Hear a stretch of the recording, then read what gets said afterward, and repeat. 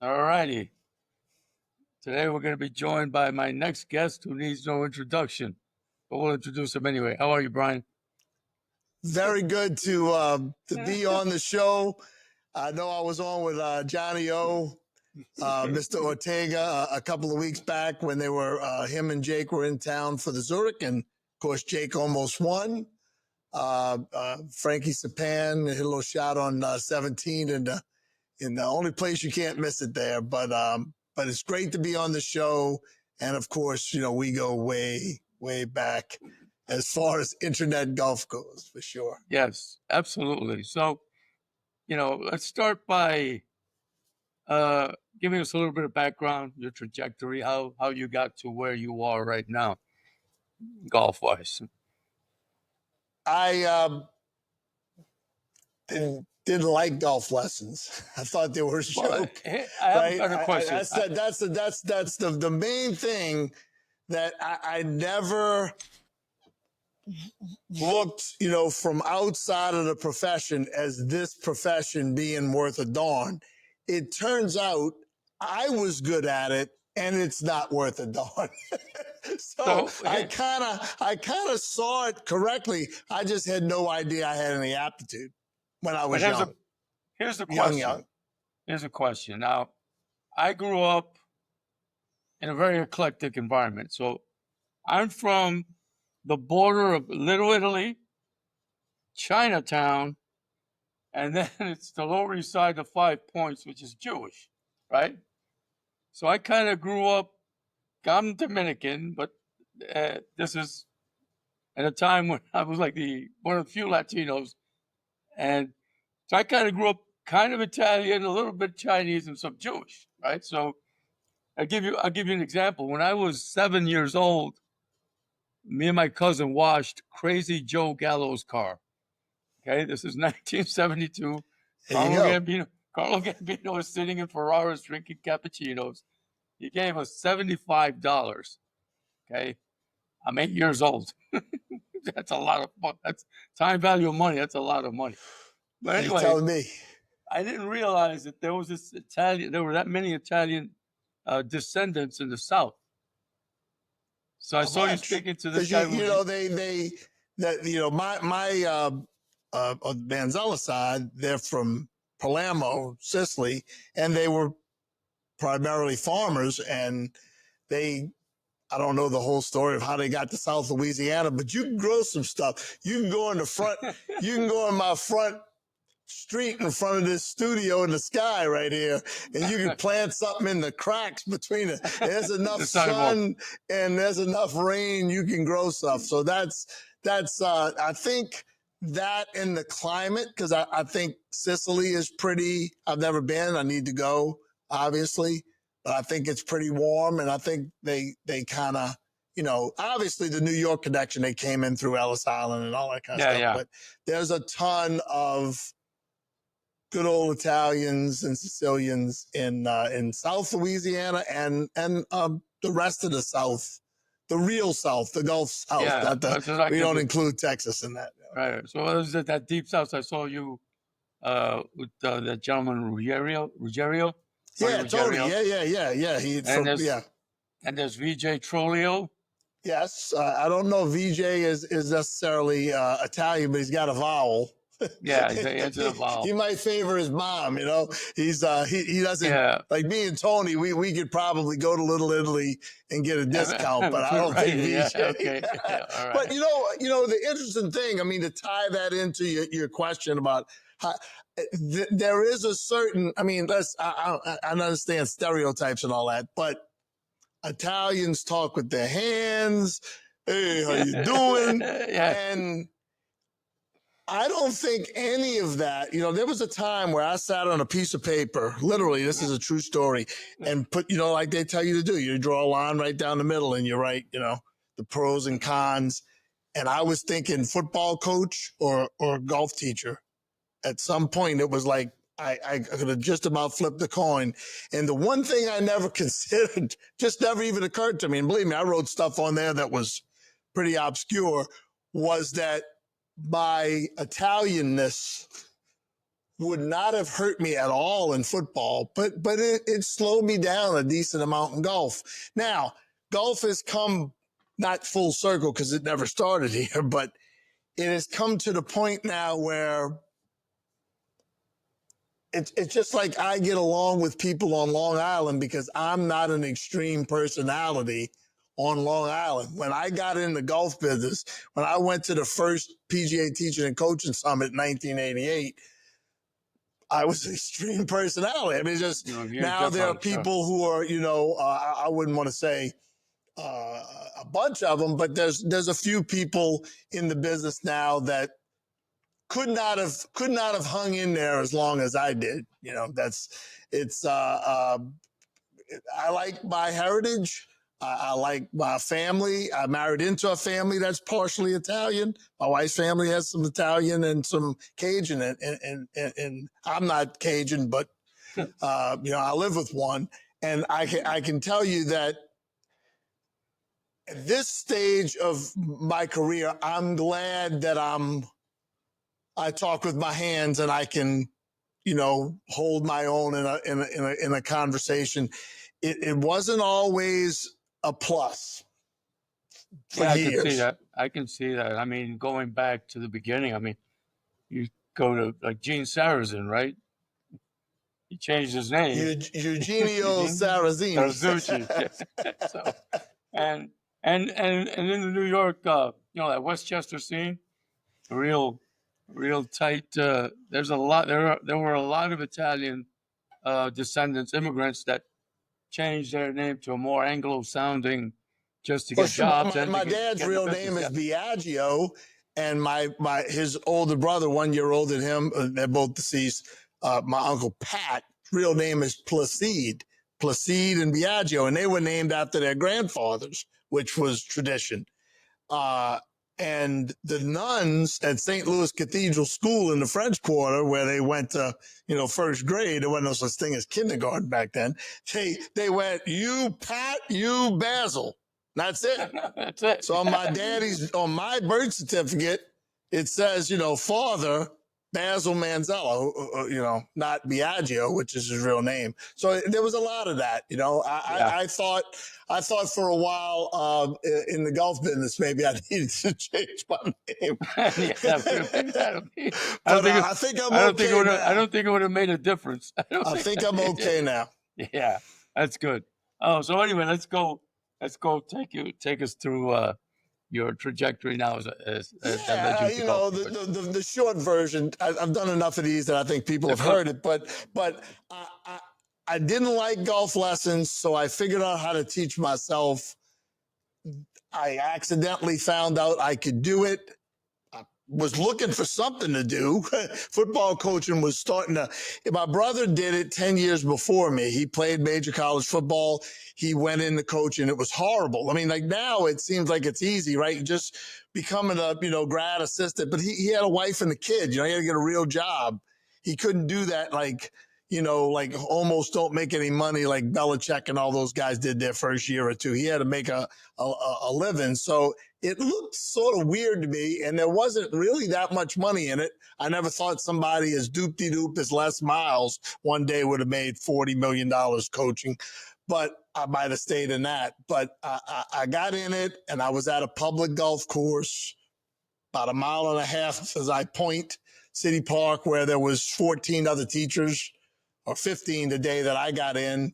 And it was a great place to learn to teach. I did a podcast a couple of days ago, Christopher Smith, and he said, you should have to refund, not me, but a golf teacher should be ashamed of themselves if they gave a lesson in a busy driving range in the middle of the driving range. I didn't have the heart to tell them. I think I snuck it in there, but it's like, no, I don't think you understand. There was no choice.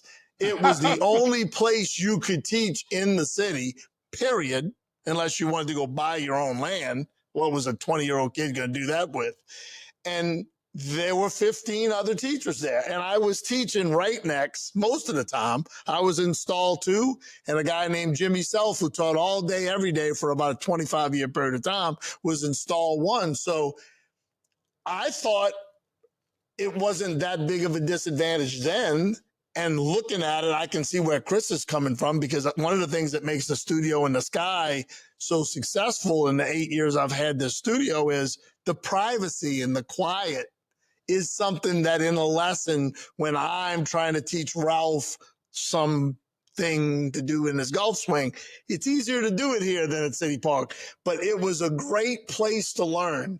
And I got in it with the idea that I would get to the very top of the industry, because I had seen some clinics. I saw Bob Tosky do a clinic at City Park before I gave my first junior clinic, and I thought it was very average. And I think he's a Hall of Famer. I put him on my 4, Mount Rushmore golf instructor, but he did a clinic, and I was like, geez, stand parallel and have your, give me some meat, So, the problem is that New Orleans is a third level market, and I waited too long to move.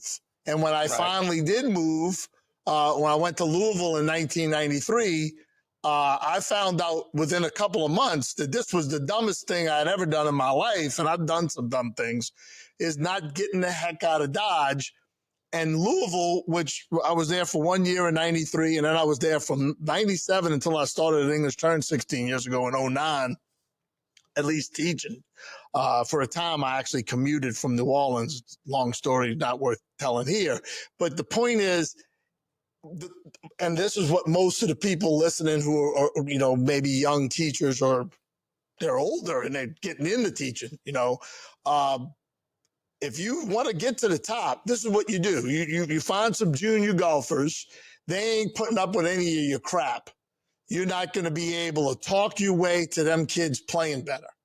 I gave some juniors that aren't mine a lesson at a clinic. They all had the worst grips I've ever seen. This was in the last couple of weeks. Nobody who went to my junior clinics back in 1982 and 3 and 4, none of those kids had bad grips. None. Zero. Now, can I teach the grip now better 43 years later? Hell yeah. But I busted my hind on those little kids who didn't care about alpha torque, who didn't care about the right forearm pickup or tracing a plane line.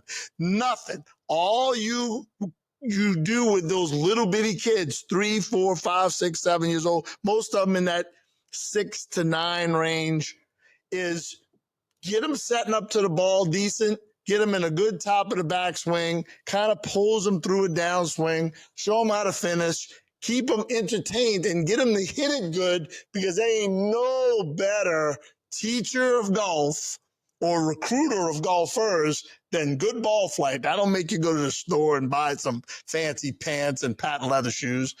And but at some point you have to be a big fish in a small market, and then you have to go to a bigger market. This is one of the reasons why there's so many famous people in so many fields from Long Island, because you could be from Hauppauge like Michael Jacobs, and then you can go to Manorville and become somebody in Manorville, but Manhattan is an hour drive. See, now if you really wanted to, you could be a big fish in a big pond. And I waited too long. And, I got lucky and unlucky with good players. I started working with David Toms in '88.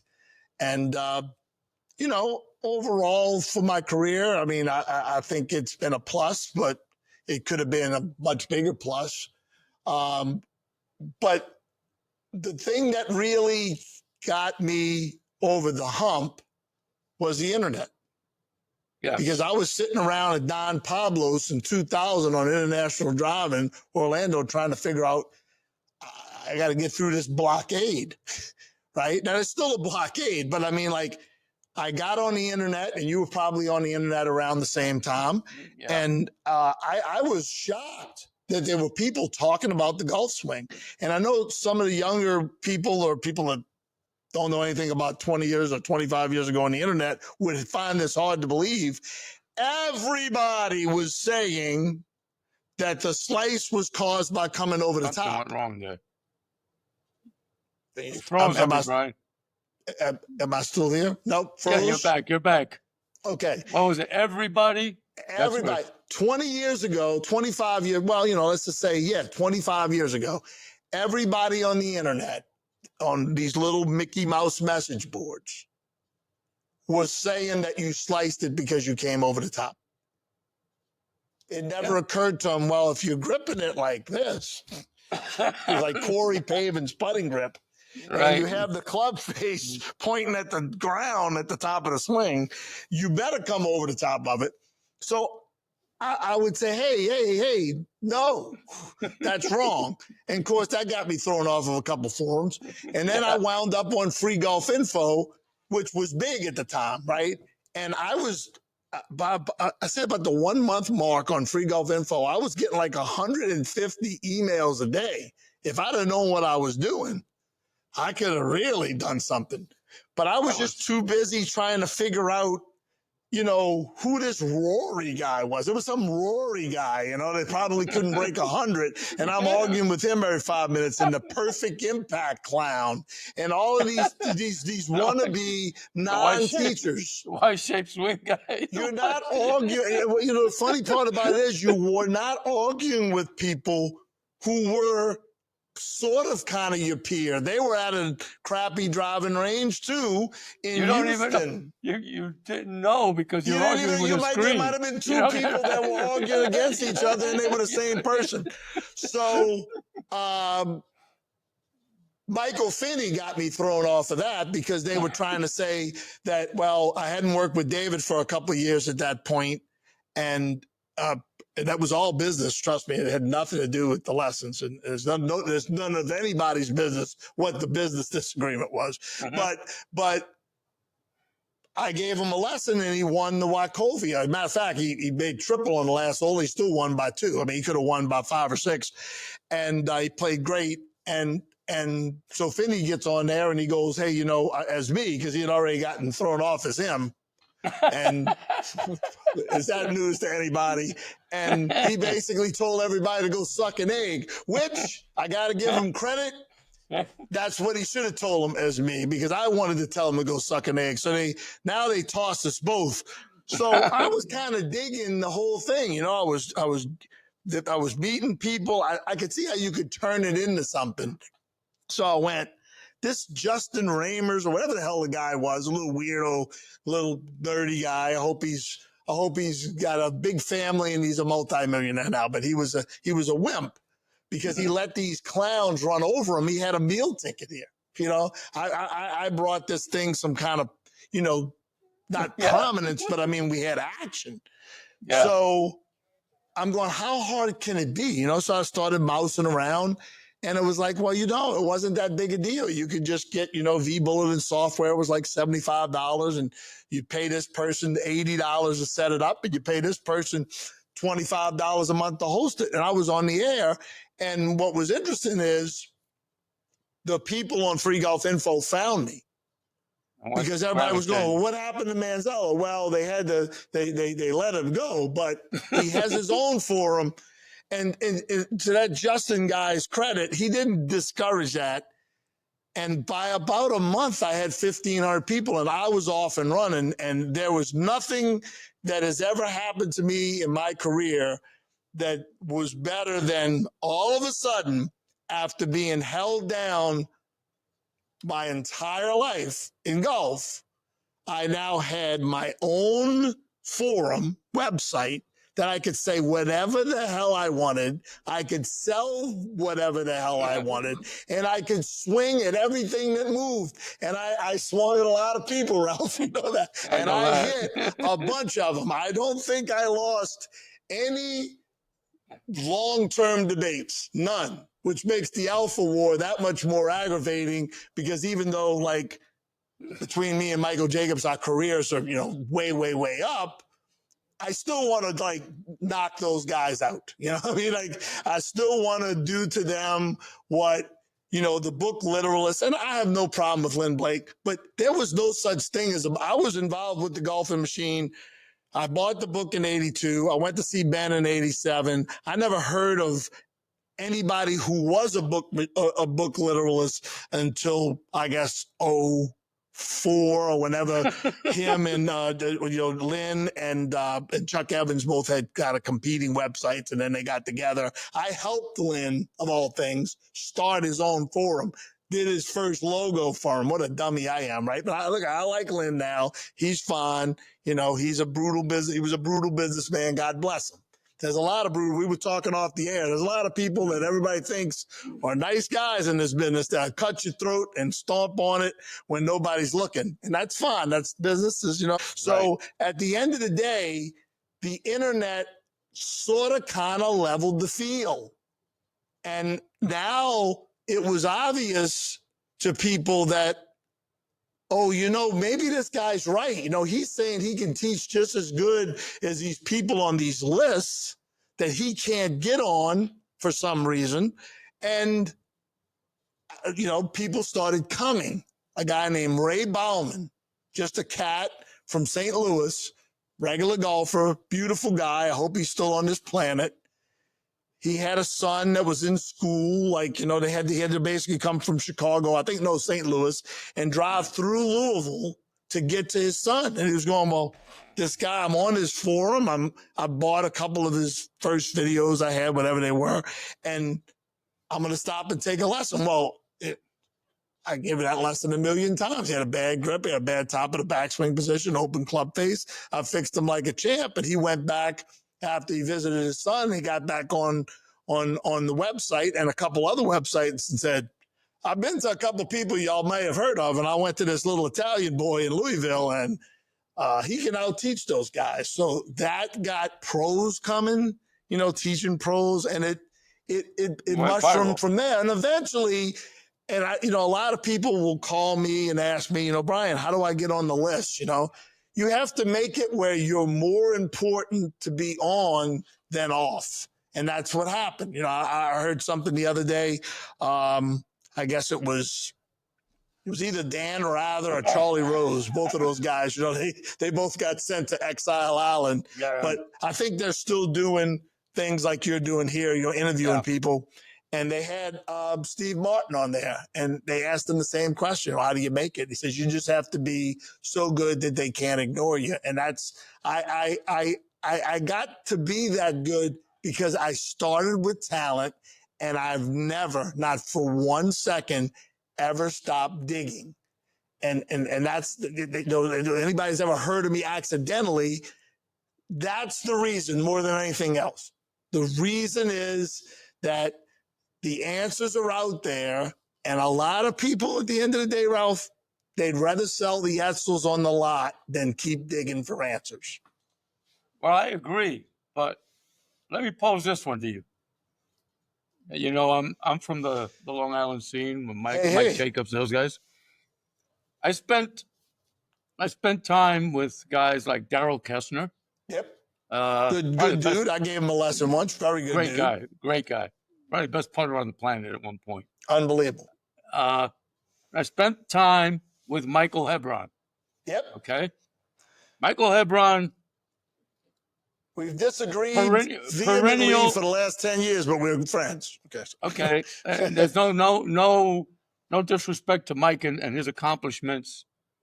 I took lessons with Mike, right? Mike, perennial top 100. Okay. PGA National Teacher of the Year. Teacher of the Year. A god, basically. They have a tournament in his name on the black, which is Long Island. Anyway, he used to bring Greg to Smithtown Landing. Okay, Greg McCatton. Greg's like he's such a humble guy that he just a big guy and a gentle soul. Right? Very gentle man. Okay. I go and see Greg. Greg's not on that list. Right? It's night and day. He was a better teacher than those two guys, and I like them both. They're both. I both consider them both friends. They're just a better teacher. But Darrell's a player also. So and a great club pro. But no, a great club pro, and he's got the Deepdale is more exclusive than Augusta National. 100%. And Greg was and is a world-class teacher. Yes. In the back of a driving range, hitting off hard pen, right? I mean, so here's the thing. So if Joe Blow gets on this list, What are the benefits? I mean, can he charge more? Probably, right? Well, that's a good It's question, even though you does didn't it pose it as a is question. it But is it really? so here's the Does first it really? thing. So How many guys are? I How had a many person guys are on ask the me, corner over there on in City Park? I yeah, went to well, City Park. it I was mattered. down No, to okay. I was down to City Park. And I think they were renovating. I couldn't play it because they were doing some renovating. They were adding like 9 holes. This is right after Katrina. Okay, so they were doing something. I think we're adding 9 holes. There was a big renovation going on the golf course. But how many guys are sitting in the middle of nowhere, in some driving range? They develop some juniors, right? Juniors get to wherever they get to go, and they just abandon ship, right? Yeah, it Go to the happens. big, go to It the big happens. names, right? And So, then so they let's drift off into obscurity. let's start with this. Okay. So there's Okay, like there's 3 questions there. One is, what's the benefit of being on the list? Okay. First of all, the 2 lists are very different. One's a committee that votes on it, and the committee's not that big. And then committee, your the peers, yeah, a committee the of committee peers, but it's a peers. small committee, 4, Okay, 5, 6 guys. I was on a subcommittee once. I didn't have any official action except they wanted to see what I thought. And um, then the other list is voted on by about 3,500, 4,000 people who got emails and said, here, you want to vote? Click on this button, you go to this website, and you do your deal. Okay. Somebody in my life, in my world, about a month after I got on the first list, 2010, whenever it was, Golf Magazine. Which funny, I got the email that said I made it the day that we got in the car to see Stephen Nesbitt for the first time. That's something that only happens in Hollywood. It looks like they would have put that in a movie that they're going to do one day called Late Alpha. There's a that's going to be a scene, and they're going to say bullshit. It didn't happen that way, but it did. So, but somebody in my circle, my non-golf circle, asked me, "So I saw you made the big list. What's the benefit?" And I just didn't expect to hear the question from that person. And I didn't think about it very hard, but the merchandise show had just come around and I just got home and I said, well, start with this. There are about 10 ladies who are not, older ladies. There are about 10 ladies my age and younger that are not big deals, but they're, well known in golf teaching circles. About 10, maybe a dozen at that time, more now. And I said, every time I've ever seen those ladies at any function, remember now, I've been going to the Teacher Summit since '88, the first one.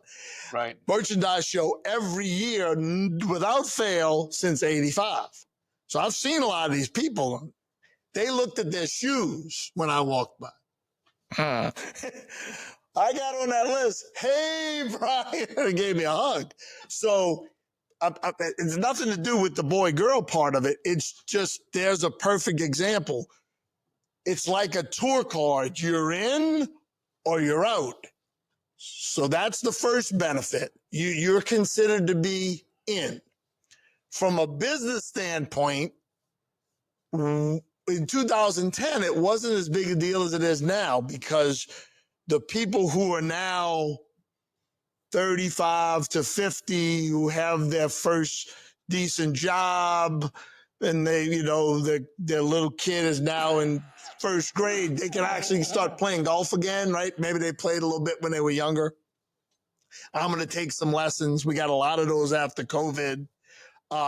Those people find things much more like, on this internet thing than people did in 2010. It did not help my business as much as I thought in 2010. Now it's a big deal. Like everybody who comes to me knows I'm on both lists. They know I'm 13 on Golf Digest. So it's a business helper because of the way people it drives people your way. So yeah, the way people let me good golf instructor in New Orleans. Okay, but from a standpoint of this, how many teachers are there in the country? 50,000. So how many of them are not terrible? 20%. Okay. So 20% of 50,000 is 10,000, right? Okay. Not terrible now. Of those, how many of them's resume, right? Because you could be at the back of a driving range. If you've been there for 10 years, you're going to teach some Ralph Perez's and you're going to teach some Ralph Perez grandsons and granddaughters. So you're going to have a shot at some juniors. You're going to have a shot at a couple. If you get a decent reputation, you're going to have, shot at some college kids. You'll have a resume in 10 years if you can teach. If you're at the back of a driving range in Paducah, Anyway, Kansas, or Podunk, Maryland. right. How many people have a resume that's just not, no. Like they couldn't make any list in a million years. Maybe there's 1,000 of those people, period. So there's 1,000 legitimate teachers. I'm not saying they're all good. So the odds that there's somebody we haven't heard of, like me, back in the day when I think I should have been on the list in the late 80s, early 90s. I don't even know if there was a list, but you know what I mean?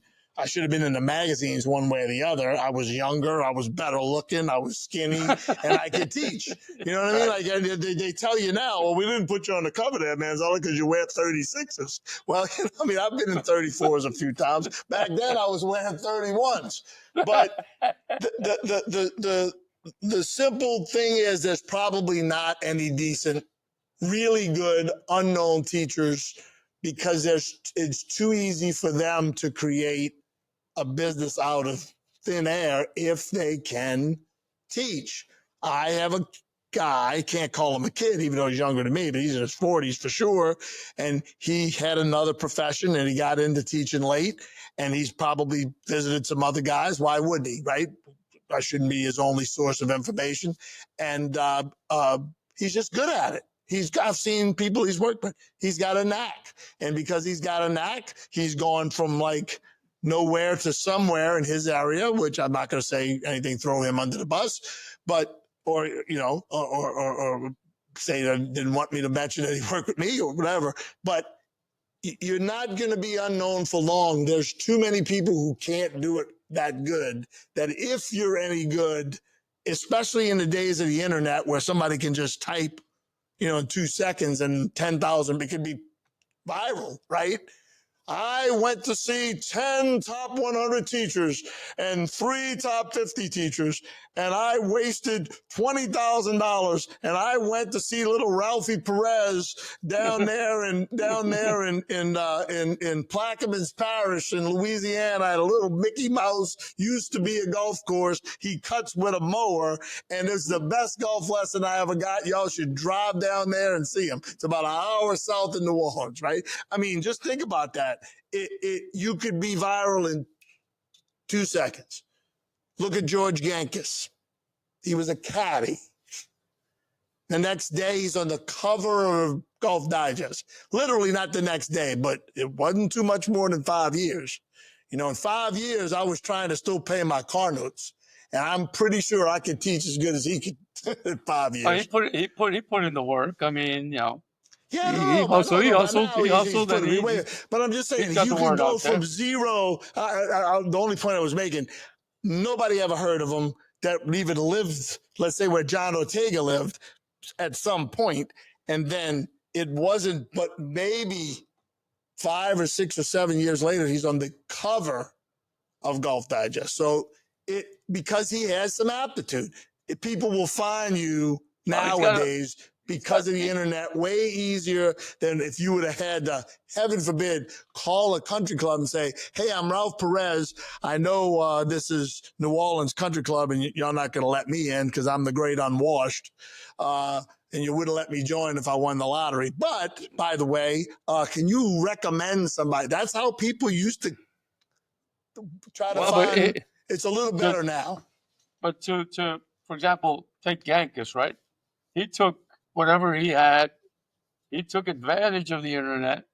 He developed a good 100%. act. He He found got a guy. He found a he's guy got that knew how to. he's got He found the good guy. The results. guy screwed him. Now the guy screwed him about a lot of money. Yeah. But that guy knew how to play the little Instagram game. And George was different, and he didn't listen to anybody to He try to wore a tell hat. He him walked not to around in do it. sandals. Walked around in sandals. Didn't care. He's on the range, and that, you know what? That appeals to a lot of people. It But appeals here's to this. it appeals to Yeah, whoever it appeals to. But the point is, the internet leveled the playing field for a lot of people. absolutely, Me and absolutely. George are good Yes. examples. But if I said to you, okay, well, for you, it opened up a realm of possibilities, right? Getting on the list. Now, when you're talking about, The internet did more for me than the lists. okay, Just to but be clear. yeah, Yeah. you were talking about being at City Park and 15 stalls, right? Okay, I Well, ran no, 90 stalls, 15 teachers. And at some 15 teaching point, believe stalls. it or Okay, not, over 20 at some point. But when I okay, started, 15 other guys, there were 16 people, including me. Yes, sir. okay. So I ran the busiest range in America at one time. I was the general manager. Rick Nielsen was the head professional. We had, I think it was 70 stalls, 6 teachers. Okay, the second largest concession in New York City. The first largest was Yankee Stadium. Okay, so I could wake up in February, 7 o'clock opening. I'd go there, 7 o'clock. I get there like 10, 20 to 7. There were a bunch of people there doing yoga and warming up. 20 below, 10 below zero. I'd have to get there and put a sterno stove under the machines to defrost the balls. These people are at 7 a.m. The There's heating, nothing like an avid golfer in the whole wide world. the gas Nothing. heaters wouldn't warm up. So the point is that in those 8 stalls today, right, I guarantee you that there are guys there that are making over $300,000 a year easily. They're gonna get lessons as long as they're willing to work. There's triple parking on Northern Boulevard. Guys are getting parking tickets in New York. That's $150, and they don't care. Because And they so, want I to mean, hit balls. I Well, want the ball. there I mean, is so, the one of the great, probably 20 ridiculously smart things about the business that Michael Jacobs has said over the years. He said basically you got 2 kinds of teachers. Mhm. The kind that, this dovetails right into what you were saying, the kind that spent at least 5 years at a facility where there was no real people. In other words, there were people, but there was no supply. You were on your Right, own. If you just sat right, there with your arms folded, you wasn't going to give lesson one. And they made a business out of it. And right, everybody else. So when Jacobs went along, when he went to Rock Hill and he interned there and he decided he was going to stay there, they liked him. There were 2 or 3 other teachers. They wanted to take a club and hit him over the head and hope he bled to death. I hate to say that, but I mean that's how brutal it is with people who know. The people who don't know anything about golf and can't help anybody that teach golf for a living, they know an up and comer from a mile and away because that's how they stayed in business. And unfortunately, a lot of people have gotten somewhere in this golf teaching world because they were at a place like the place you ran where they had a bunch of people no matter what. And it's not all driving ranges. I've heard Piping Rock, which is a nice place. Everybody who's ever been a live breathing person and the teacher of record there is teaching all day, every day, right? And that's a great but you, springboard to your next job. And you may not really be able to teach that good. well, Jim Albus was at Piping Rock. I mean, if we go to Eisenhower, and you have P.J. Cowan who played on. Yep, Not, sure. not. They had we could only have one deck because of the ground conditions. They have 3 decks and some major league golf. I mean, they have a senior event there. They have the LPGA plays there, and it's not. But to your point about the protectionism, right? Oh, it's If still you have a there. I mean, No, no, it's no. now If the you have a best stall, example. if you have a stall that's generating that much money without you doing Richard, right? You think you're going to let, you know how the line is around the corner to try to get that? Yeah. Yeah. It's exactly like that now. So I'm out of that world, right? I'm as Big Don used to say, you'll never make any money in this business unless your daddy owns the driving range. Well, guess what? My daddy owns the driving range now. Yeah. I could tell every golf course I teach at some of the time to jump in the lake, I can give all the lessons I want right here. Now, that protectionism thing goes on today live and well on the PGA Tour. There's about 25 guys that are at about 20 to 25 tournaments a year, and they don't want any new people, especially people who might upset the apple cart. It's exactly like the City Park driving range.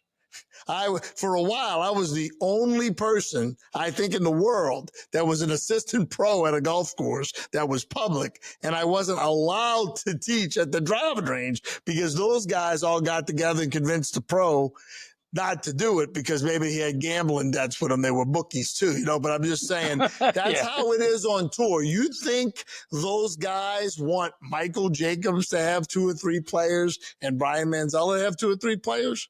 What if a couple of them hit? We're the only people with the software. It's a very big threat. And I know you could probably have somebody or will have somebody on there that'll say, oh, no, that's just baloney, right? I mean, if you'd have told me that Michael Jacobs would have done with Patrick Harrington what he did with, the guy was a laughing stock, running up and hitting balls like Happy Gilmore. He was DFL and half the tournaments he played in. He almost won the damn PGA and he won a couple senior majors. Basically, listening to about half of what Michael says because the guy, I love Pat. He's a great dude. He's crazy. He's a crazy golfer. He will try anything from anybody, but Mike's is sort of like guiding light, thank God, or he'd be really screwed up like he was. And you would have told me but he won't have any other senior tour players. I would have said, get the out of here. What are you talking about? This is a copycat world. If Kellen Moore brings the Saints back to prominence, they're going to hire every assistant he has on the offensive side of the ball, thinking that he can duplicate it, right? Well, I thought stupidly, naively, that would happen, or somebody on the regular tour getting to be a little bit older and wanting to get some more distance. No. It's too easy, Ralph, when there's 24 people basically are the only people out there. There are people so good at running you down, let's say, but there's other words for it, that if you had a transcript of them doing it and you brought it to my mom in a retirement home, she wouldn't even get that offended. You could say, should I be on the Ralph Perez show? Oh, well, I've been on a couple times.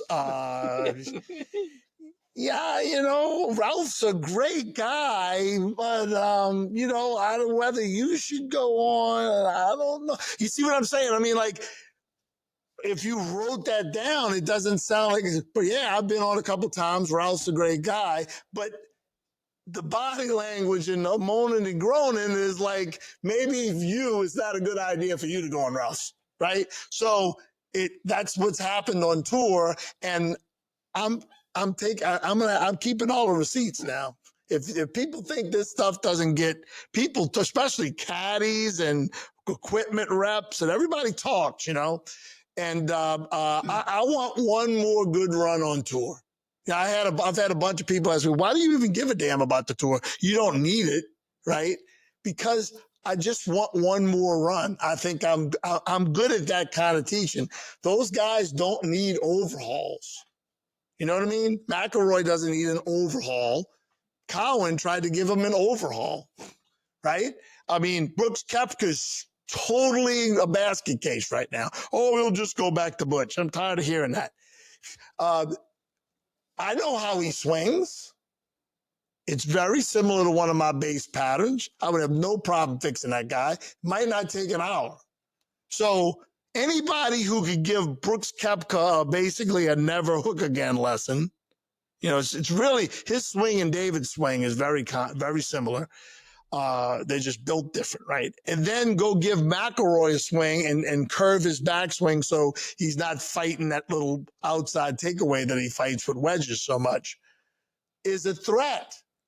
Because most teachers who get anywhere on tour are more or less method teachers. Nobody who's a method teacher wants to be called a method teacher, but you can always tell, right? Because there's a whole bunch of people who get a whole bunch of people. There's a few teachers, let me say it in English, who and I know, who get a lot of chances and don't seem to have a great batting average with the chances. And yet they keep getting chances, and they could easily just make a phone call and call me. Or Michael, or Sean Webb, who's finally, I will say this, Webb's starting to get phone calls. So he's gotten about 3 or 4 tour players in the last few months after not really getting his phone rung. So it's a weird deal. You think at some point they would go, well, 15 guys have gone to this guy, and he's teaching 2 of them right now. That means he's 2 for 15. Maybe I should try somebody else. But it's a very tight-knit community, and the poor tour players don't know anything. How would they know? Well, yeah, they asked a bunch of them, Ralph, I don't know if you saw this. They asked a bunch of them how much the ball weighs, and they didn't even come close to knowing how much the ball weighs. How are they going to know whether Ralph Perez knows something about the golf swing or Joe Piscopoulos knows something about the golf? They're not gonna. No. So what do you attribute this constant turnover within that little Shark Tank? So they're just regurgitating because they're at the end of the day, they're trying to do something with these players that doesn't work. But the players themselves, so they don't know where else to go. Well, here's the thing. If you ask Rory right now, Rory, name me 3 teachers not on tour you would ever consider sending Shane Lowry to if he got in trouble. So take it out of him, right? Because Rory, you got to get Rory out of his, and you can't make it about anybody else, but his buddy, Shane. I teach Shane's fitness coach, by the way. Robbie Cannon, who's a really good amateur player. I think Rory would have a tough time naming 3 people. You could name 33 people. Well, Rory, just think about it. You could name 33 people. McIlroy would have a tough time naming 3. But here's the thing.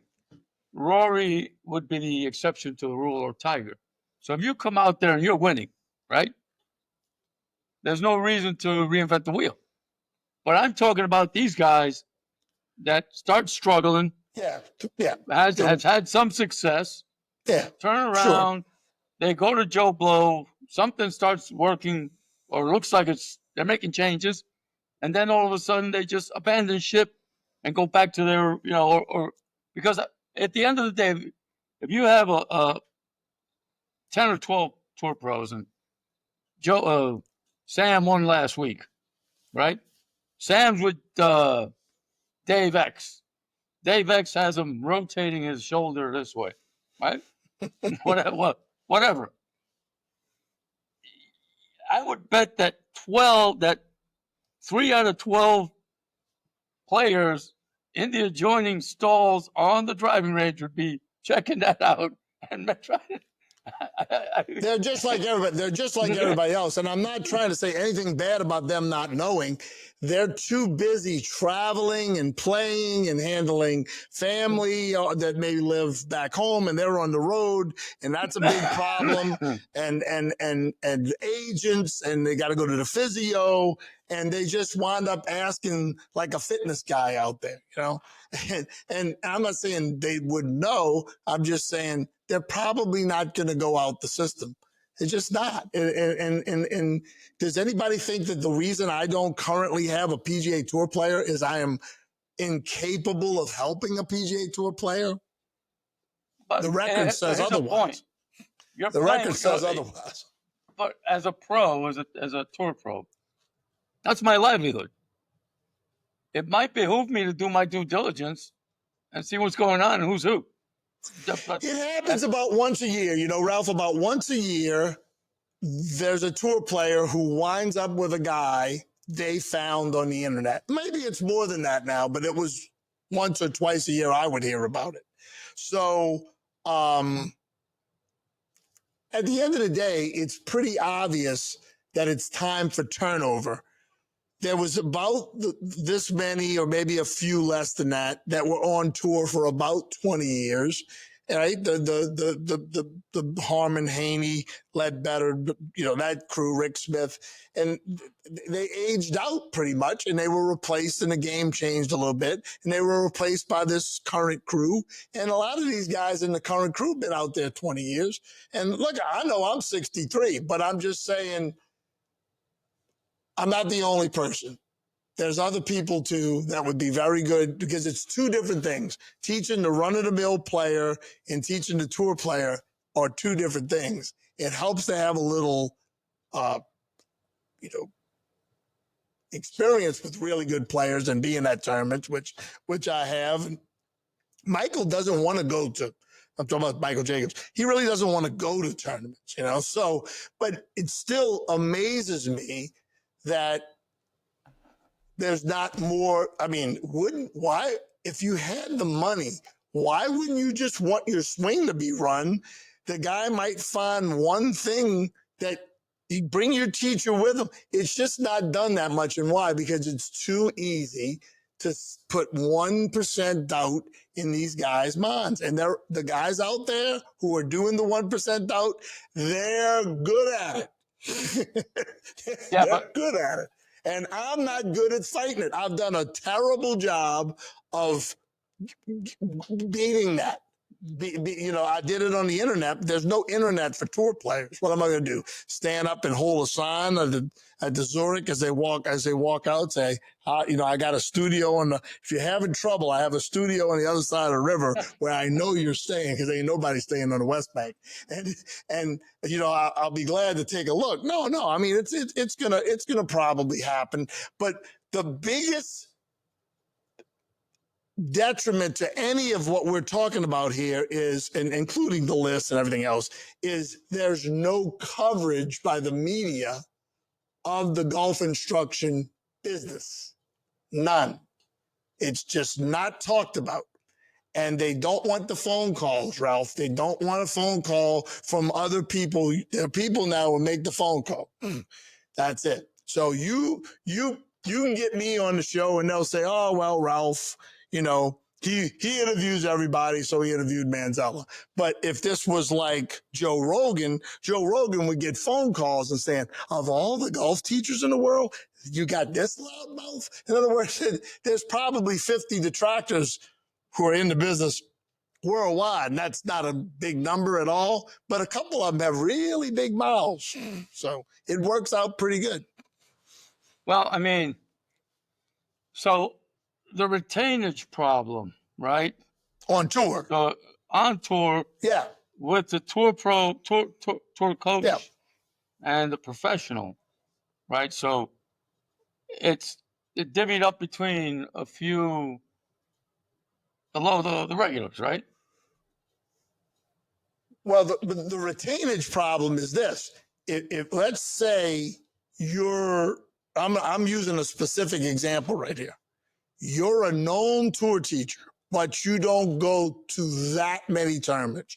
You're more of a 10 to 15 tournaments a year, and you have a young upcoming player, and he's going to play in 30. You're not going to be there 20 at a time.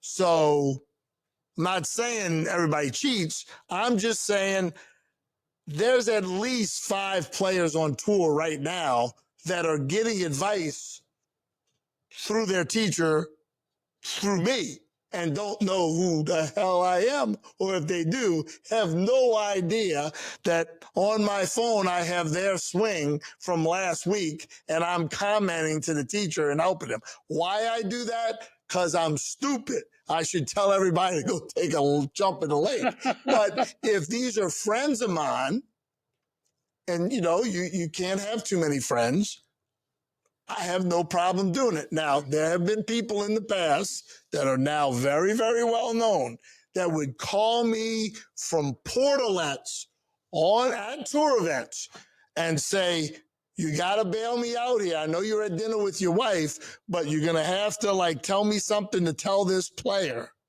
so that I can go out of this portalet and not lose them. So the point is, it's easy to lose them if you're not really that good and or you're not at every tournament watching them.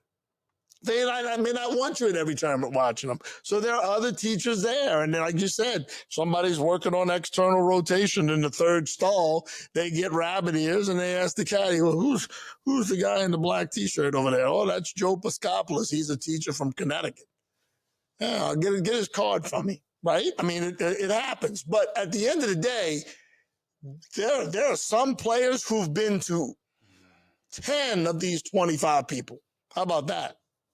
It's just hilarious to even say it, but I know it's a fact. I know it.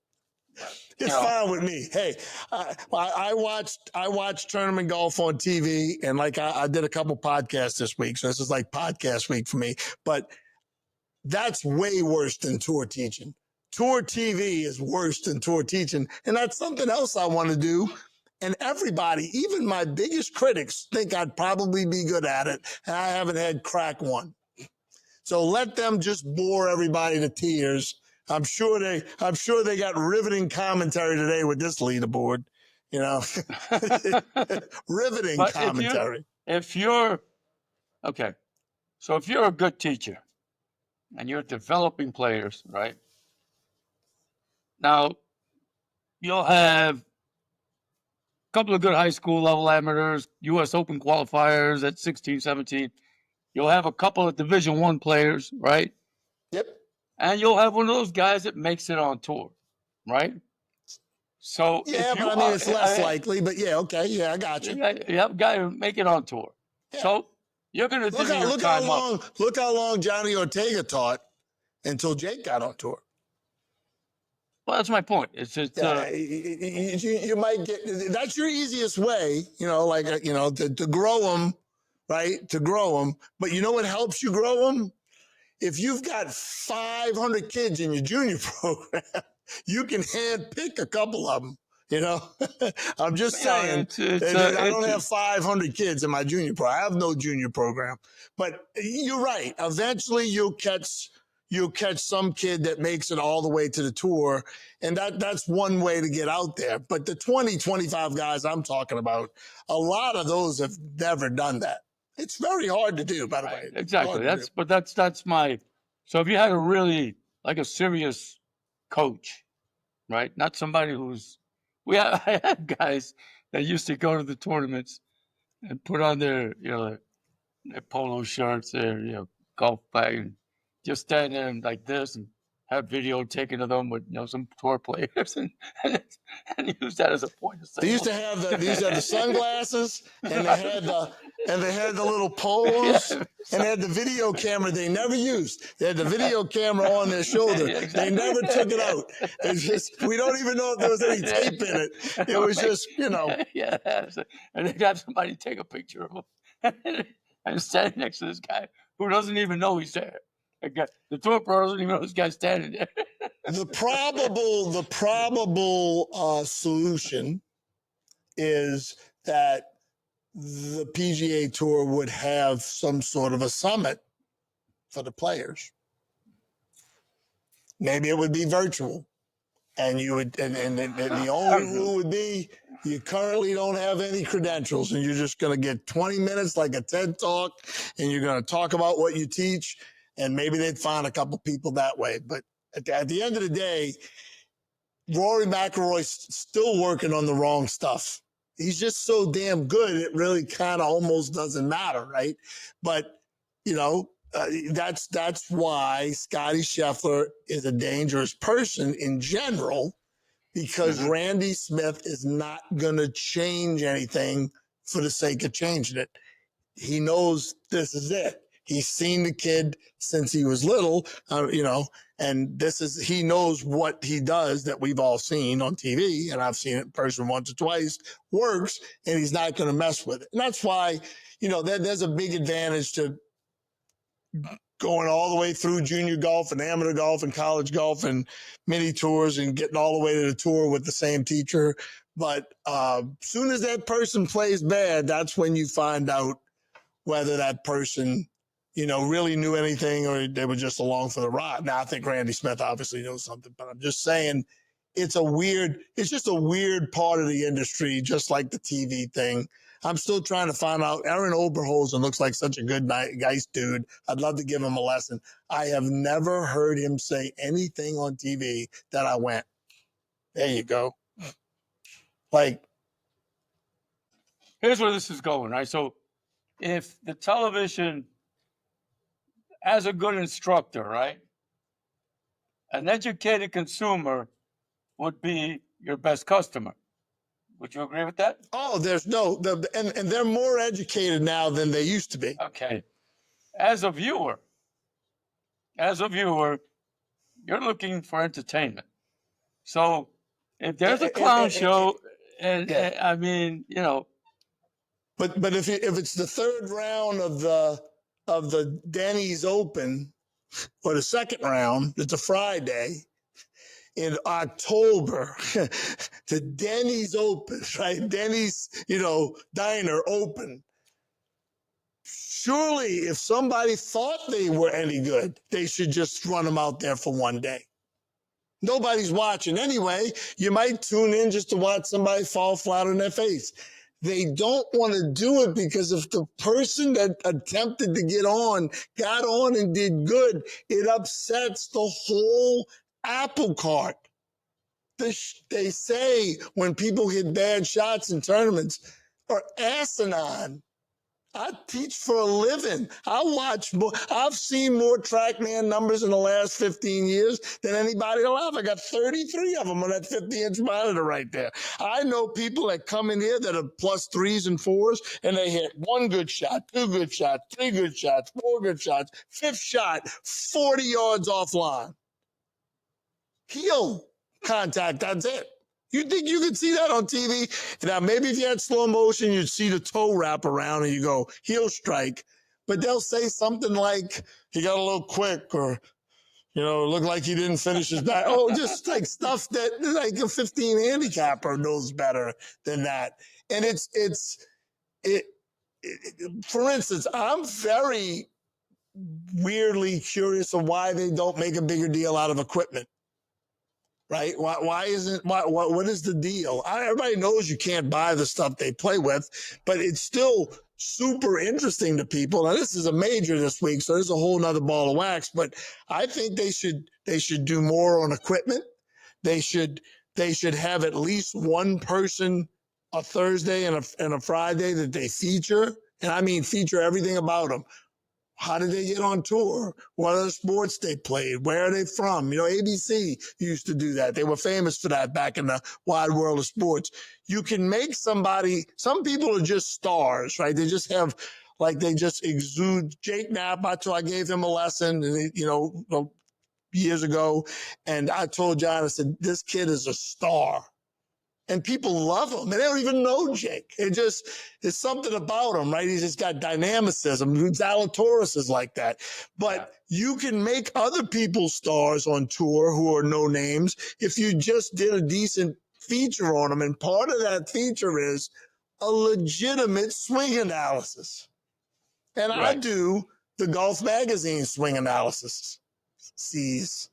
Right? About 17 of the last 20 of them over about 3 years. And I think I'm pretty good at it. Ain't nobody from TV said, we really like what you said about Sepp Straka's swing. You think you'd want to come on the air and do that? No, they got their own little cliques, and they all want to, CBS Sports, it's bad, man. It's bad out there.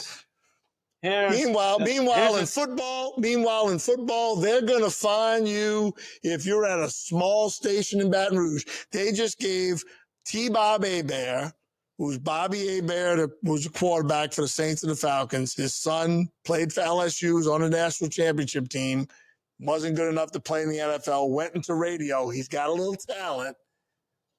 And Barstool just hired him away for a lot of money. Because there's money there. They look at the Golf Channel as lost money for so many years that they don't figure it's worth putting the Ralph Perez show on, even if it got a little bit better ratings, because what's a little bit better than 0.1, 0.3? Yeah, but that's to your point. There are just so many outlets right now. So if you thought about it, when we were kids, you had ABC, CBS, and NBC. That's it. That was a close shot. Yep. Now you can catch any college football game, even Division III. Yep. You know, if you have a satellite big enough and you're catching, you got 1,000-something channels if you want, right? So you can. So there's possibilities for airing any number of things, right? And it doesn't cost too much to be on some kind of cable channel as a subsidiary to something else and have these kinds of discussions, But that's So all it is I'm telling you, and I've said this on a lot of different shows. There's a wide open market for new golf media. Somebody's gonna have a little money and a little know-how, and they're gonna do the Barstool Sports of golf, and they're gonna make a ton of money. Well, you got guys from Barstool. You have Barstool. You got Dan Rappaport. But they haven't done. That's more comedy than anything else. But right, but I'm just saying it's hard when you're doing other bigger sports. It's hard to do golf too. I think somebody will come along and do a golf media outlet of some size and kill everybody. And one day that thing, we'll call it Perez Sports, will be, the PGA Tour will call Perez Sports on the telephone and say, you like to do our fall series Thursday and Friday tournaments? You bring your own guys on there and y'all, because to me, nice. if you're watching these guys play and you don't have anything to say that could inform the people about what they're seeing, you're better off just not talking. I watched plenty of golf at English Turn during the year. They don't have the sound on in the men's grill. I watch. It's better somehow without the stupid commentary. Telling you McIlroy is going to win the Grand Slam. Oh, no, he's going to lose the Grand Slam. Oh, no, he's going to win. Oh, no, he's going to lose. Wait for it to be over, Jim. I love Jim Nantz, but that's kind of, you can also overcover it. So Tim 100%. McCarver came out, and he's in New York covering the Mets, right? And he would make some interesting points that the average viewer wasn't thinking about, right? So he was getting some good reports on it, good feedback on this.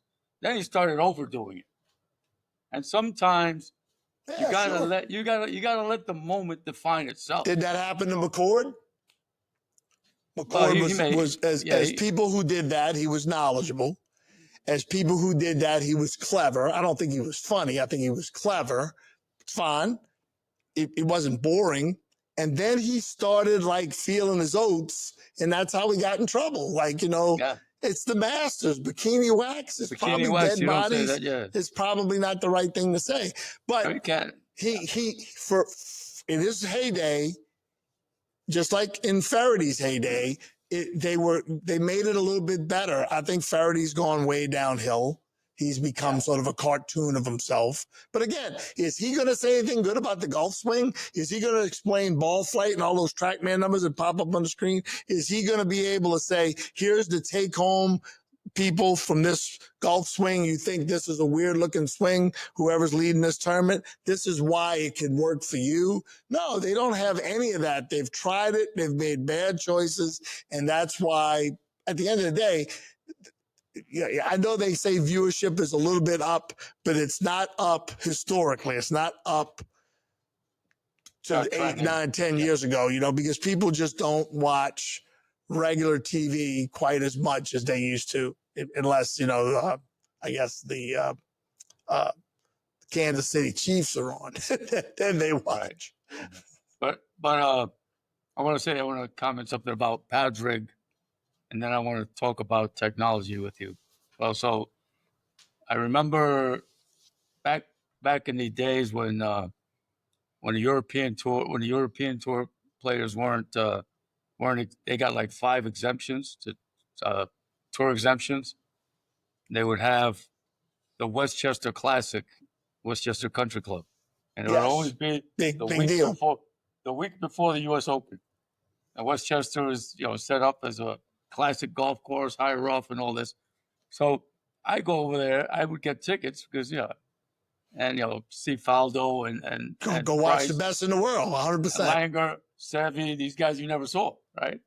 So I show up, and one day I was hitting golf balls, and you have to drive up to the community college and then take a shuttle into the country club.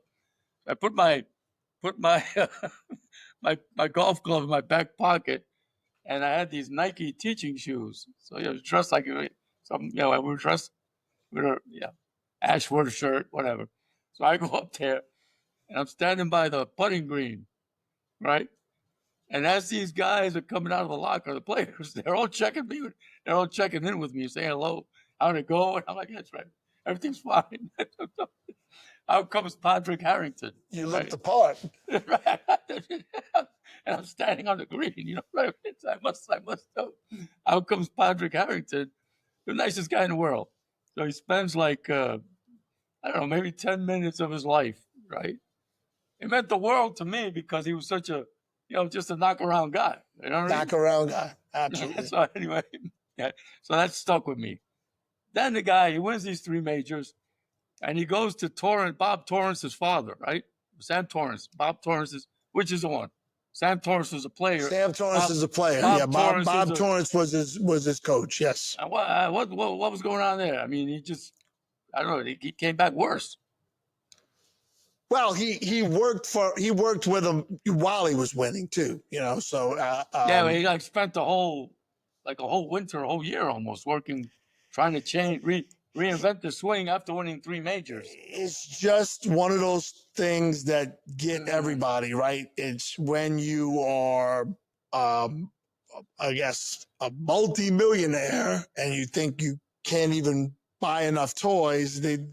You try to become a billionaire. I mean, it's just human nature.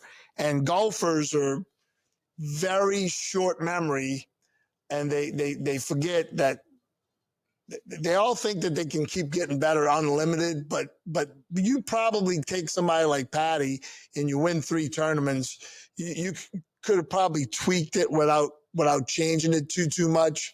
And but I mean, a lot of the stuff that he was taught younger by Torrance was stuff that when Mike would teach it to him, he would say, yeah, it's what Bob used to say. So I don't want to throw Torrance under the bus, but Torrance was the leader. I mean, there was a lot of teachers. There was a lot of teachers after Mr. Torrance passed and before he went to Mike that had their crack at him, and they failed miserably.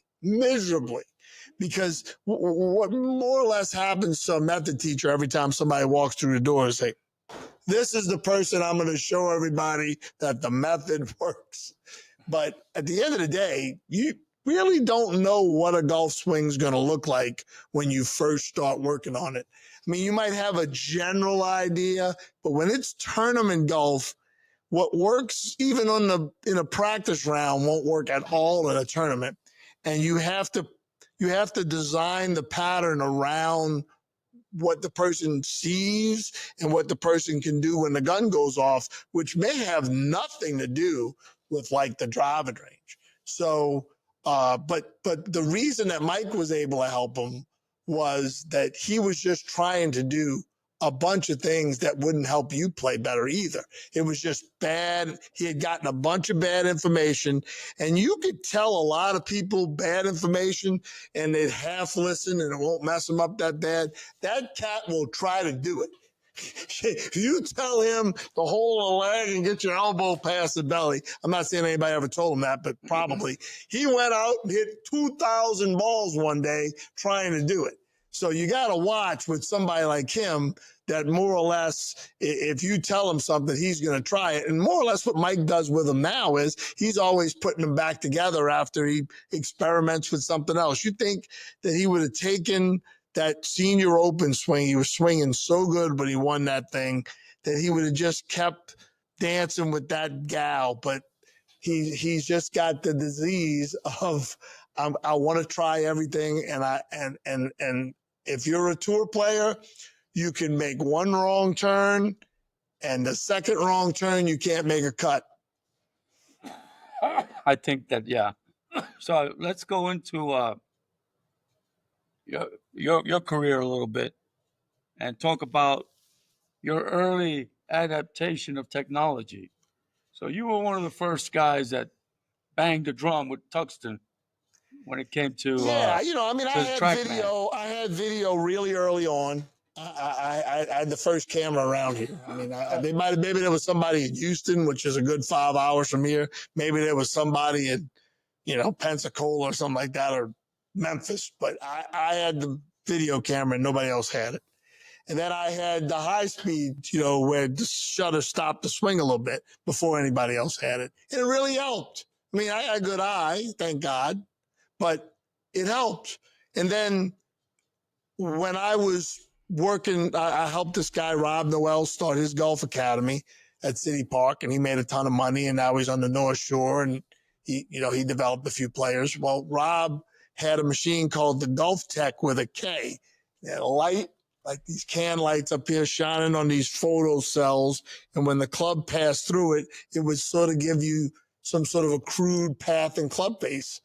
And it was very consistent with the golfer. Now, maybe your zero path and 1 degree open face and Kelly Gibson's zero path and 1 degree open face were really two different paths and club faces.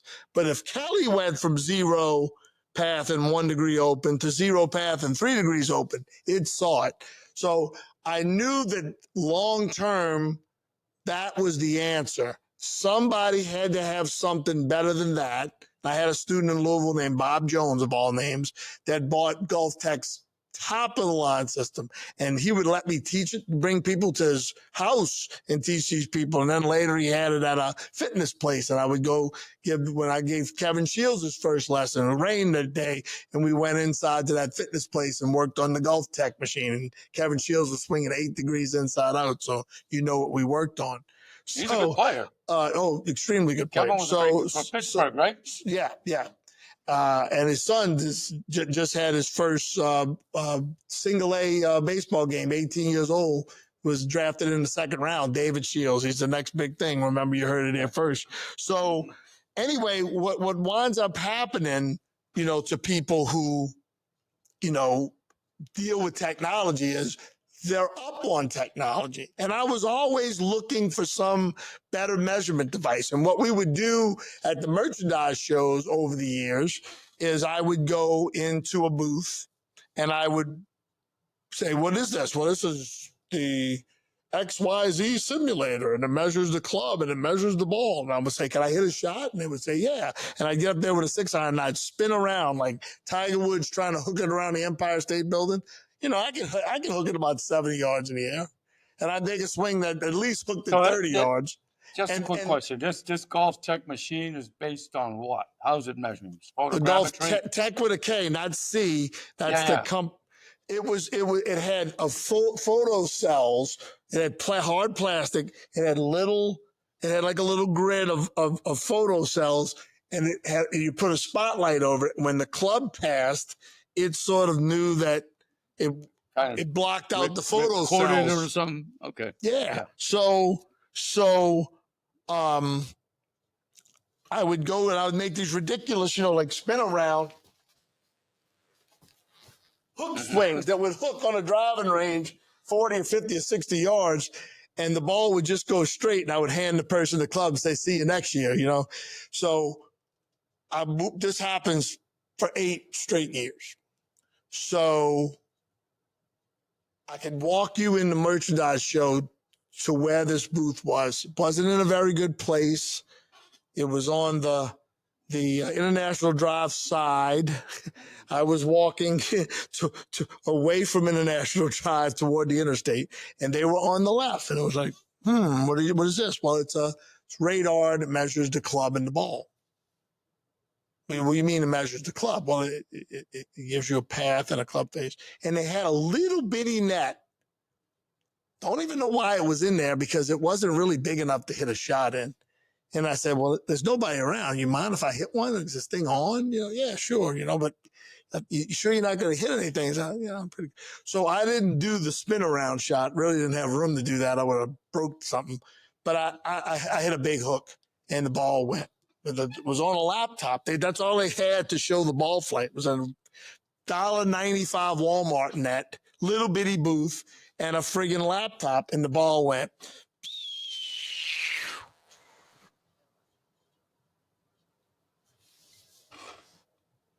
And I mean, I can read. Club path, 16 degrees inside out, face 2 degrees to the right. I went, how much? That's how fast they had me. After all those years of making fun of all the devices, there was a device that you could tell worked. And you could tell after talking to these people for 5 minutes, they were at a different level of intelligence. There's a lot of arguments about golf science, and it's just so funny that nobody really wants to say the truth, just like golf teachers. I'm a better teacher than some people, and maybe there are people that are better than me. I haven't met them yet, but, that's just me, right? But I'm just saying, I'm a pretty good drummer. There's a million drummers out there better than me, and I'm better than a million drummers. Okay, but why can't that be for scientists? Like Stephen Nesbitt's in a different league than all these other guys. And anybody with half a clue, my mom, when she was 90 years old, could have had 3 minutes with Nesbitt and anybody else you want to name, fill in the blanks. And she would tell you, well, that first guy, he doesn't have a whole lot of personality. He's very nice, but he's the smartest one. This is how it is. And Frederick Tuxton was obviously in a different league than all these people. So 25,000 was a big number. I couldn't really swing it. And James Lights had just gotten divorced and, split up all his assets. And now he's got some money and he bought everything there was on the market. I don't blame him. I would have too. And he bought a TrackMan, and I would take people. Michael Jacobs came in, Kevin Shields came in to get on James Lights' TrackMan. He had a seminar that was all golfing machine people. You would have loved this one, Ralph. They were all there. Chuck Evans, Lynn Blake, they were all there. It was supposed to be roast Manzella, but Manzella doesn't get roasted that much. Every time it's supposed to be on the pinata, I came to that son of a gun with the D-plane. Lights wasn't going to stand up in front of, I love James, but he wasn't going to stand up in front of that group and bust their bubble and say, you see that yellow book? It didn't have this in there. Okay, that club's coming around the mountain when she comes. And if it's 10 degrees inside out, it's, be 10 degrees down at a 45-degree angle. That's going to be 10 out. And if that face is square, that ball is not going straight. And boy, they were like, you could see it was like, the devil walked in, and somebody was holding up a cross to him. Okay, down to Georgia. Yeah, the devil. Lynn Blake, I love them. Lynn didn't even want to watch balls hit outside on the thing. He didn't even. He went to the bathroom and found a way to hide for a little while. This is true. So he got up with a putter. I'll never forget. We say this. We repeat this. He got up with a putter on this linoleum floor at the little crappy golf course that James used to be at, Pinewood, and he went like this with the putter. He swung the putter like 45 degrees inside out and had the face kind of square, and the ball rolled pretty straight. And he went, see? It was like, that was proof that the D-plane didn't exist. So maybe 6 months after that, I get a phone call from my lawyer, Mike Daly, who's also a dear friend. And he said that somebody had repoed a TrackMan, a bank had repoed it, and they had a real good deal on it. And could I be an hour north of Atlanta? It was like this time of day. It was like 5 o'clock, New Orleans time. And he said, can you be, 7 o'clock in the morning? I started doing the math. Well, I say 12 o'clock, 7. I guess I could be. And I got it approved with my wife. She was scared I was going to fall asleep because I'm kind of a sleepy driver at nighttime. But I stopped at I did it. I stopped at all the rest areas and like took 20-minute snoozes, and I was there at 5 o'clock in the morning, and I got a really good deal. I got it, and it changed my career instantly because all of a sudden, when somebody was a pretty good player and their down the line pictures looked pretty good, but you could tell from the ball flight they were swinging too far to right. Nobody argued with that orange box. And then, when I got to where I really figured it out, me and David were on and off and on and off and on. David comes and I fixed something in David's swing right away. And then we had this big run, 10, 11, and 12, basically with me just teaching him his old swing back to him with the help of TrackMan. So, then the only thing that was left, right? The only thing that was left, we knew they had 3D machines, these wired machines. I can't believe TPI still uses that wired system. It's ridiculous. The optical's so much better, but you because people don't you put enough wires on people, they don't make the same pass at it. They just it gets some, Nobody swings as fast, by the way, indoors, even though this place is really wide and 12-foot ceilings and the screen's 16-foot. And it's pretty cool in the air. I try to keep it that way. People generally swing 3 or 4 miles an hour slower indoors than they do outdoors. Yeah. Right. Yes. So then it just got to be where, we still missing stuff. I knew I was arguing with these golfing machiners. This is when you took your little hiatus from this world of golf instruction. And I was telling all these people, you can overdo, to Lynn's credit, he thought you could overdo forward lean and you could shove the shaft too far forward. But I knew all that stuff that they were saying, all the booklet was all garbage, And boy, I sat in that room with Stephen Nesbitt that first day, and I knew in 5 minutes I had absolutely been teaching people stuff that would, if they did it, would harm them. And I absolutely knew that I had found the holy damn grail. And I'll forget, there was a little issue about paying the guy. Everybody was supposed to pay $100. I'll just leave it at that. And I went to the car first because I was tired. It was a long day. I sat in that car, Ralph, and it's exactly what I thought on my daddy's grave. We cannot tell anybody about this. We have to keep this totally. This will be the biggest disaster in the history of the world. We're just going to have to get the information and share it. And where did this come from? Sorry, we can't tell you. And that's the way we should have done it. But there were people there that couldn't have kept the secret if you'd have gave them $1 million. And I think you know who I'm talking about. And it became a disaster, right? It became a disaster because everybody wanted to knock it off. All the other scientists wanted to knock it off. And they still, to this day, can't, because it just turns out they just can't do the math. Steve is a robotics guy. When you start taking a golf club and figuring out what the club's doing up here in Gene Littler's swing and Mark James, the Ryder Cupper and Ryder Cup captain, and Matt Wolf, that all of these transitions are going to have different, rotations, and everything gets turned upside down and the golf swing's not planar. And, but I would have taken the bet, right? If somebody, or the deal with the devil. If somebody would have said, they would have walked over to the car and said, by the way, Brian, hey, can I help you with anything? Yes, I'm your angel. Oh, am I going to die right now? No, you're going to hang around for a while. But here's the thing.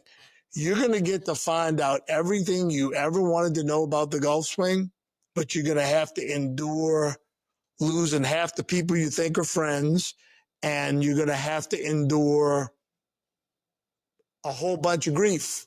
Would you take the trade? I would say, yeah, I'm working 30-something years at that point trying to get the answers. I'd have done it. I signed my name in blood. And let me tell you, it's been a hell of a last 10 years. And you find out who your friends are. I'll tell you what. You're referring to these alpha wars. Yeah, it's Alpha Okay. War. So the next There's only person who one war. says There's only Alpha one war. Wars, There are listen, multiple. the one's There's enough. only one You know, war. there are no wars. There's just one. It's like World War II. There's not two World War IIs. There was a World War One and a World War II. But yes, We were. that's what I'm referring to, which is We were. basically a very simple disagreement, right? You've got a professor slash scientist who had dabbled in golf, who had done work for the USGA, and he figured out that golf people are basically kind of flaky. Mm. And they promise things and they never do it. They don't pay. You know, there's all kind of, that's how golf is, right? It's a bottom feeder world. It's in oil, right? And then a bunch of people, a few other guys who, you know, similar sounding backgrounds because they have PhDs next to their name. And they saw it. They had never made any money, real money, you know. Professors at little schools don't make a whole lot of money. And it just looked like there was this big opportunity, and you had a big mouth like me telling everybody, just like I did the same thing for kinetics, that track, you know, did the TrackMan, and they wanted in on it and they couldn't do it. And so they only had one poker hand to play the whole time. You either got to steal it or poo-poo it, or you could do both, but that's it. That's your only hands. And so they chose to try to steal it unsuccessfully and poo-poo the hell out of it. And it's been sort of kind of not really that successful worldwide, but just enough to be a pain in my rear end and Michael's, you know, like we're still dealing with people on the internet. You know, Finney is a pain in my ass, right? He's a 24-hour a day pain in my behind. I taught him to make a good swing at it. I taught him to teach. And now all of a sudden I have to wake up at 2:00 in the morning to see if he tried to end my career. What is my crime? It's not my $1.5 million of research money. Mike put that up. It's not my software. It's Steve's. I'm just a lucky cat that's been able to soak it all up. I have to give you name, rank, and serial number. I can't give you anything besides that. And so I have paid an unbelievable price for a crime I really didn't commit. And by the way, he's in a different league. This is the second time I've said it on the show, and I'll say again. Those other guys, I hope they all make a lot of money and live to be 120 and see their great-great-grandkids win the U.S. Open. They're not as good at math as Steve is. That's it. It's no big deal. And no matter how many times Michael Finney jumps up and down and says, ooh, this tour player or that tour teacher, listen, every one of those guys that badmouth my stuff, watch my videos and teach from it. You can plainly see it. I was the first person who took the world away from this and got him to go back to this. This used to be pretty standard top of the backswing. This became standard top of the backswing, and using that software and piddling around with a bunch of crazy ideas like you would do if you had the opportunity to test whatever the hell you wanted to. I figured out, hey, when this club's coming down towards your neck, it's easy to throw it away from your neck. If you take it back out like McElroy does and you flop it over like some guys on the driving range do, and the club head's going down behind your booty, it really wants to do that on the way down. So you're going to have to like do some crazy stuff to put it in a slot on the downswing. And it really, of all the things I've ever added to my teaching, that sickle, I call it, has been probably the most successful single addition to my teaching in 43 years. And I know that people that are firmly on the other side of the Alpha War have taught people to do it who've won big tournaments. I don't have to throw any of those people under the bus. If I put something on the internet, it's there for people to borrow, right? It's not like I'm want to call anybody out for taking something I put out there for people to take, because really at the end of the day, Ralph, you and I, much as we love living, We ain't gonna be on this planet forever. And if I got anything that I can share to help other people help people, or help people help themselves, I'm gonna do it. I'm gonna do it to my dying breath. But I can tell you, it really sucks that the golf industry has kind of done a little bit of we'll just look the other way while it's almost like Epstein Island, right? It's like we know what's going on, but we're not going to cover it. We're not going to talk about it. Those guys, they don't look like they're doing too bad. Michael's driving an S-Class. Manzella has 2 houses and the studio in the sky. So we're not that sorry for him. But at the end of the day, it's keeping good information away from people that can help. And that's at the end of the day, that's the whole problem with the Alpha War. The information superior, we would book the room. We would, just in case you cut this up as a clip, we would book the room to have a side by side. It would be the greatest ass kicking. It'd be like me playing Michael Jordan in basketball, one-on-one. It's just not in the same league. It doesn't mean the people who have the inferior method, system, convention is the scientific term, or bad people or not smart people. It just means this other stuff is better. And what they've done with Michael, the war has actually kind of helped him because it pissed him off so bad. He went from a guy that knew about this much about science to he could teach a course in this stuff. He can write the code down. He can write all the equations down from memory. All of the equations from memory. I remember Joe Mayo, God bless him, saying, Manzella, it's all talk, but you give somebody that what do you call it? You give somebody that chalk and they go to that chalkboard, it's going to be all over. Not now, bro. Hey, Joe, I hope you're making a ton of money. I bet you are.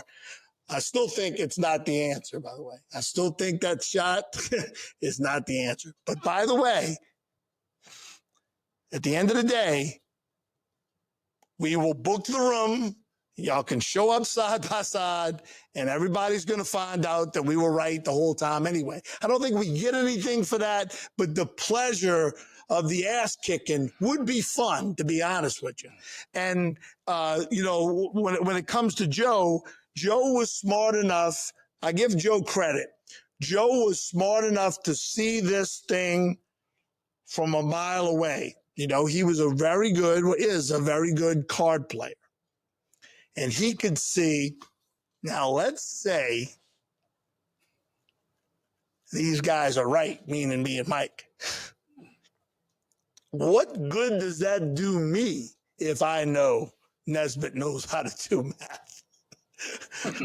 I'm going to be ostracized from the tour because I'm on the wrong side of the war. So if that's 1% of the reason he played that card, he's a really good card player, But it's one of those things where you can't imagine how shitty it's been unless you've been close to it. And thank God for a understanding wife who's had enough of it, and some really good friends like Mike and Rick Dandy and Sean Webb that you can get on the phone with and talk to about it when somebody's taking, wild swings in the middle of the night at you. It's good to have some friends to, I don't want to say a shoulder to cry on, but like commiserate with, right? And because at the end of the day, as bad as the golfing machine East Coast, West Coast thing was, they ain't got a hair on the Alpha War's ass. This is serious stuff for serious money, and people are, basically hurting people's careers and trying to say that they're right. It didn't one of those other units try to do that to TrackMan at some point? No names. Like, no. Instead of being like kind of almost as good but cheaper, they went for like a year. They told all their little ambassadors, "Hey, tell everybody we're better." And it didn't really work. You know why? Because lawsuits When it's big money, lawsuits settle all that stuff. When it's little potatoes, it's not that easy. And I ask anybody who doesn't know what Jacobs 3D is, you do a little research and you'll find out why hasn't there been a feature story in a magazine about this? How is this possible? I don't know. I don't know what makes the magazines write what they write. I work for both of them a little bit, so I just do what I'm told. But I'm just saying, I think it's worth a story. Okay, so I actually played with Mike Jacobs a few. Went up there to Rock Hill a couple of times. I passed my PAT. Back in the day. Back in the day. I actually passed my PAT at Rock Hill. I never How turned about pro. that? That's a trivia question right there, folks. That's a trivia question. No, we had a group of us who used to play. We call it PAT tour. Yes. So when you had $100, 2 rounds at you pick a nice country club, play 2 rounds, and not pass it, but so you play the next week somewhere else.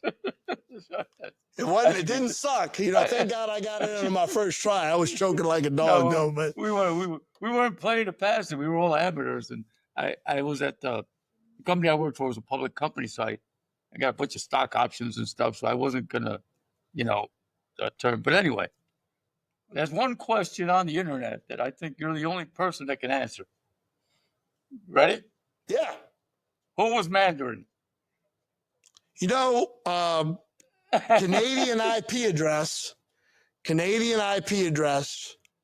I think there was some relation somehow to Scott Cox. I don't think he's Mandarin, but I think he would know who Mandarin is. And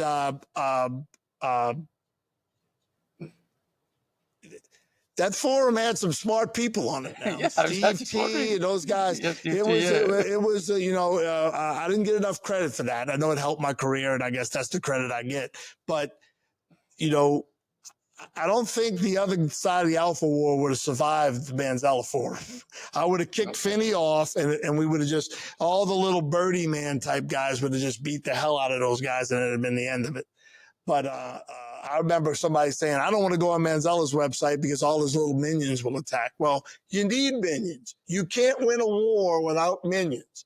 And we didn't have enough minions. We had some corporals and some admirals. We didn't have enough minions. Somebody's got to go over the hill. Yeah, you need pawns. You need pawns to win a chess match. You need pawns. Somebody's got to go over the hill, and they have a red Irishman that doesn't give a damn what anybody thinks of him. He'll go over the hill every day and think it's funny, right? I mean, I have to block him on my telephone because I can't even have a normal conversation with him. It's really kind of sad, that a friendship could go really, really bad over Alpha Talk. But you guys are tight. That's a shame. Hey, the grief is when they say the juice ain't worth the squeeze. Well, that's pretty much it. All right, I want you to check. I'm going to give you a number, and I want you to listen to this number. The number is 2180. 2180. 2180. Okay.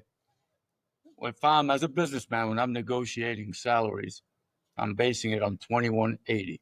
2180 is the amount of hours, 40 hours at 52 weeks, right? Okay. So we'll take 2180. We'll take 2 weeks vacation off that, and it'll give us 21, right? Okay. Let's take 600 hours for junior clinics, women's clinics, executive clinics, yada, yada, yada, right? So I guess now we're down to 1,500 hours, right? Okay. How long have you been teaching? How many years? 43. Okay, 40 times. It was 20. 43 times. Let's say 1,500 hours, right? Times 40, right? I don't know what that amounts to. Something like 60,000 hours, maybe? Probably, yeah. Yeah, so then Malcolm Gladwell says you'll hone you should be an expert. You know what's funny? When that book came out, I'm glad you brought that up. When that book came out, I went 10,000 hours. So I took a timeline. I have a real good one, I think, next door. It's got all the, the Alpha Beta Gamma intervention, November 4th, 2014. Lynn Blake, 3 golf guys in UU Golf School with Lynn Blake and Ben Doyle. I have all the dates, you know, because when you get old, the dates kind of start, you start like misplacing the dates. But tell me what we're talking about real quick. There's a reason why I'm bringing up this timeline. Malcolm Gladwell. Yeah, so I started going, okay. And I did like, you know, the little bracket symbol. I started doing the bracket symbol with the first 10,000 hours, and the second, it wound up perfect, man. There's something to that. Like, he didn't come up with it. He read research, right? He's a writer. But yeah, I mean, at 10,000 hours, I really felt like I knew what the hell I was doing. And then at the second 10,000 hours, I really knew what I was doing, knew a little bit of the golfing machine, knew what Ben taught, you know, could work a video camera better than anybody else. And in the next 10,000 hours, you know, the last 10,000 hours have been probably the Alpha Wars. Well, no. I would say that's I would say that's in the, no, seriously. I would say that's in, if it's been 50,000 hours, I'd say that whole thing is in the fourth, this last 10,000 hours. Once I blocked all those people on my phone and they stopped talking about it because some of them got cease and desist letters. So when you look at the last 10,000 hours where, you know, if I point to a part of my body, Michael Jacobs can tell me what that bone is, what tendons run across it, what muscles are intertwined with it, and where they all connect everywhere in the body, as if he was some kind of a doctor and he can write all the equations on the board. So now I can just call Michael, like we used to call the scientists. I would say, hey, can you look at something for me? Yeah. You know that Sergio capture we have? Yeah.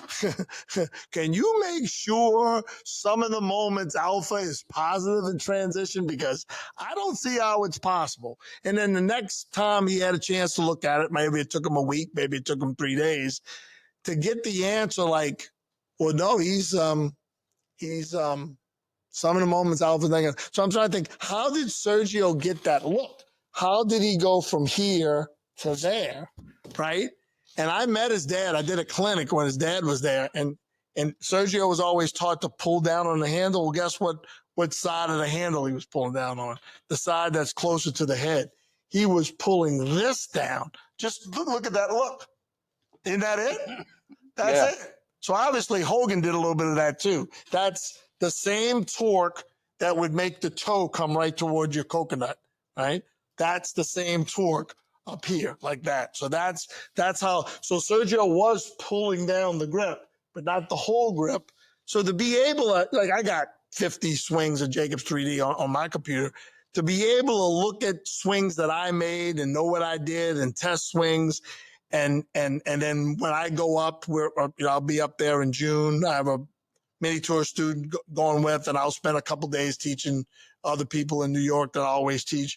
And me and Mike will always spend at least one half day where I'll go in there and we call it Ridiculous Trials. We have a song, you know, I sing it, not Michael. Ridiculous Trials, Ridiculous Trials. My, oh my, it's Ridiculous Trials. I know that sounds goofy, but we get a kick out of it because I'll go try something that going on the internet, right? They got a lot of people doing this dive move. You ever see the dive move now? It's, you know, the club goes down like this and then they kind of dive their upper body at the ball.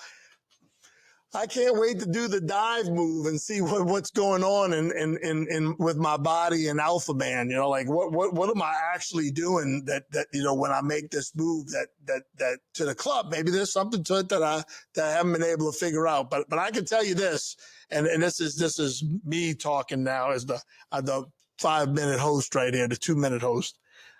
There are not that many people in this industry or near this industry that I think are fairer and more well-informed than Ralph Perez. And I consider it an honor to know you and to be on your show today. It was an absolute pleasure. We could do one a week because, you know, we didn't even talk about the golf swing hardly, but there's always something to talk about with Ralph because Ralph, you're a good guy, and you know what the hell you're talking about because you've seen the best and you've seen the worst. And all the best to you, buddy. Thanks for having me on.